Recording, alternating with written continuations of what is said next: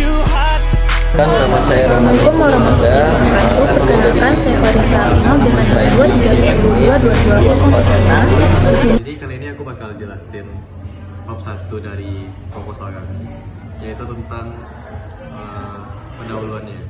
Nah, yang pertama di pendahuluan itu ada latar belakang. Jadi latar belakang kami milih tentang sampah ini karena masalah sampah ini tidak dapat dipisahkan dari aktivitas sehari-hari kehidupan manusia. Nah, tapi di lingkungan di Indonesia ini kan banyak masalah sampah yang menyebabkan ikan-ikan tuh mati misalnya. Terus dengan ikan tuh mati, ikan tuh memakan sampah dari kita juga makan ikannya. Nah, kalau kita makan ikan dari sampah, kan banyak tuh timbul penyakit di sana. Nah, makanya kami milih masalah sampah ini di Indonesia karena banyak masalah sampah. Nah, dengan banyaknya masalah sampah itu, maka sampah itu wajib diolah dengan baik dan benar. Pengolahan sampah itu tepat dapat menimbulkan berbagai macam masalah baru, kayak yang tadi tuh, kayak keluhan gangguan kesehatan, kayak infeksi kulit, diare, masalah pernapasan, ketidaknyamanan dada, sakit mata, tenggorokan kering, tenggorokan panas, dan sesak nafas. Nah, itu tuh cuma beberapa gejala yang ditimbulkan oleh masalah dari sampah ini. Saya akan menjelaskan apa itu sampah, bagaimana cara pengelolaannya, dan apa saja jenis-jenis dari sampah itu sendiri. Sampah adalah sesuatu yang tidak dipakai, tidak digunakan, tidak disukai, atau sesuatu yang dibuang yang asalnya dari aktivitas manusia, serta tidak terjadi oleh sendirinya. Sampah dapat digolongkan menjadi dua jenis, yaitu sampah organik dan sampah anorganik. Sampah anorganik adalah sampah yang dihasilkan dari proses industri yang membutuhkan waktu yang sangat lama untuk diperbaharui oleh alam. Dikarenakan membutuhkan waktu yang relatif lama, sampah anorganik semakin lama akan semakin menumpuk dan dapat mengganggu keberlangsungan makhluk hidup. Saya akan menjelaskan partisipasi secara tidak langsung dan faktor-faktor yang mempengaruhi perilaku masyarakat dalam pengelolaan sampah. Yang pertama itu partisipasi secara tidak langsung dapat berupa pembayaran retribusi sampah, mengikuti penyuluhan atau pelatihan mengenai pengelolaan sampah, dan pemberian saran atau kritik kepada RT atau RW terkait sistem pengelolaan sampah masyarakat. Selanjutnya yaitu setelah kita menyebarkan kuesioner yang kita buat, jadi kita akan mendapatkan hasil dari responden tersebut. Yaitu yang pertama kita akan membacakan data dari responden tersebut. Itu dari data ini dapat kita simpulkan bahwa sekitar dari 33 responden itu kita mendapatkan 69,7% mahasiswa konsisten dalam membuang sampah pada tempatnya. Dan juga sementara 27,3% mahasiswa kerap membuang sampah pada tempat yang tepat. Nah, sebagian besar mahasiswa Universitas Andalas telah menyadari bahwa betapa pentingnya untuk membuang sampah pada tempat yang sesuai. Dalam survei ini kita menimbulkan bahwa ada pertanyaan, yaitu apakah Anda telah membuang sampah dan misalkan sesuai jenisnya. Yaitu dari 33 responden kita menemukan 30,3% mahasiswa mengatakan bahwa mereka sering membuang sampah sesuai dengan jenisnya. Sementara 45,4% mahasiswa menjawab bahwa mereka jarang melakukan ini. Ini mengindikasikan tingkat mahasiswa yang membuang sampah berdasarkan jenisnya. Ini sebabnya kurangnya fasilitas tempat sampah organik dan non-organik serta B3 yang tersedia di kampus Universitas Andalas. Itu yang menyebabkan bahwa mungkin kurangnya kesadaran atau maunya mahasiswa di Universitas Andalas terhadap pemilihan sampah di lingkungan kampus. Sehingga pernyataan mahasiswa seringkali membuang sampah tanpa memperhatikan jenis tempat sampah. Dalam survei tersebut pada pertanyaan, mungkin ada pertanyaan di kuesionernya, jika Anda melihat sampah yang tidak sesuai penempatan jenisnya, apakah Anda akan mengambil serta membuang sampah yang tidak sesuai di jenisnya ke tempat sampah yang tepat?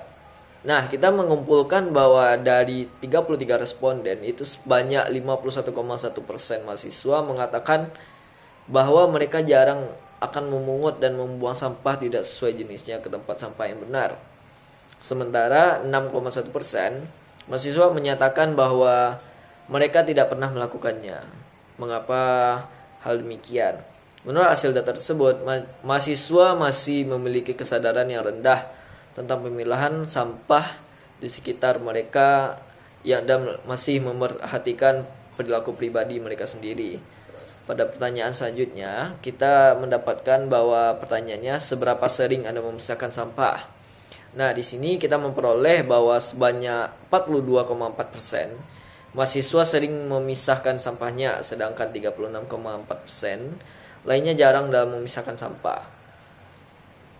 Itu walaupun memiliki selisih yang sedikit, dalam hal ini telah menandakan bahwa mahasiswa Universitas Andalas sudah menyadari pentingnya memisahkan sampah sesuai dengan penggolongannya. Dan pertanyaan selanjutnya, pertanyaan terakhir, itu berisikan tentang apakah Anda mengingatkan orang lain dalam memilah sampah sesuai dengan jenis limbah sampah.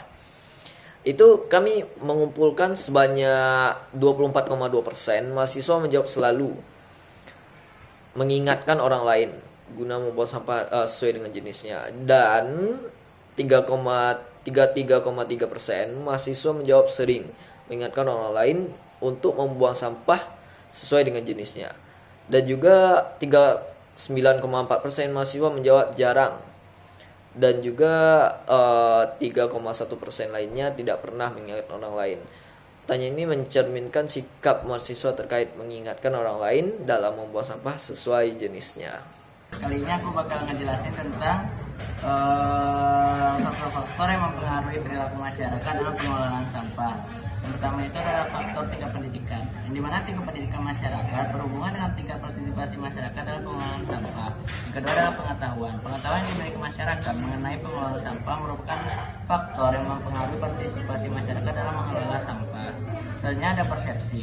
Persepsi masyarakat terhadap lingkungan yang sehat dan bersih berpengaruh pada partisipasi masyarakat dalam menjaga kebersihan lingkungan dari sampah itu sendiri. Selanjutnya ada pendapatan. Pendapatan berkaitan dengan partisipasi masyarakat secara tidak langsung dalam pengelolaan sampah. Lalu ada peran pemerintah atau tokoh masyarakat. Peran pemerintah ataupun tokoh masyarakat berkaitan dengan sosialisasi dan penyebaran informasi mengenai pengelolaan sampah. Yang terakhir ada sarana dan prasarana. Sarana dan prasarana dalam pengelolaan sampah berkaitan dengan fasilitas yang ada yang berguna untuk membantu proses pengelolaan sampah. Contohnya ada ratusan sampah yang menghasilkan sampah organik dan non-organik, ataupun fasilitas pengangkutan sampah rutin oleh petugas. Baiklah, saya akan menjelaskan kesimpulan dari bab 4 tentang persepsi masyarakat kampus terhadap pengelolaan sampah, menunjukkan bahwa meskipun ada kesadaran yang untuk membuang sampah pada tempatnya, praktik pemilihan sampah masih rendah akibat kurangnya fasilitas dan edukasi yang memadai, di mana faktor-faktor yang mempengaruhi perilaku masyarakat dalam pengelolaan sampah mencakup tingkat pengetahuan, dukungan lingkungan, kampus, peran komunitas, dan ketersediaan sarana, serta rendahnya partisipasi dalam pemilihan sampah berdampak negatif terhadap kebersihan lingkungan kampus. Hambatan dalam pengelolaan sampah seperti kurangnya kesadaran masyarakat yang rendah, kurangnya sarana pengelolaan sampah dan pembuangan sampah, serta ada kendala seperti timbulan sampah yang terus bertambah, kapasitas pelayanan yang terbatas, dan kurangnya kolaborasi antara berbagai pilihan. Oleh karena itu, diperlukan upaya meningkatkan kesadaran dan edukasi masyarakat, seperti peningkatan fasilitas pengelolaan sampah di lingkungan kampus. Saran dari masalah tersebut adalah kampus harus meningkatkan infrastruktur pengelolaan sampah seperti tempat pembuangan sampah, fasilitas daur ulang, dan pengelolaan sampah yang terkelola dengan baik. Jika ingin mengurangi jumlah sampah, selain infrastruktur, Universitas Andalas dapat melakukan kampanye penyuluhan yang terfokus melalui pertemuan langsung, misalnya kampanye pendidikan dan media sosial.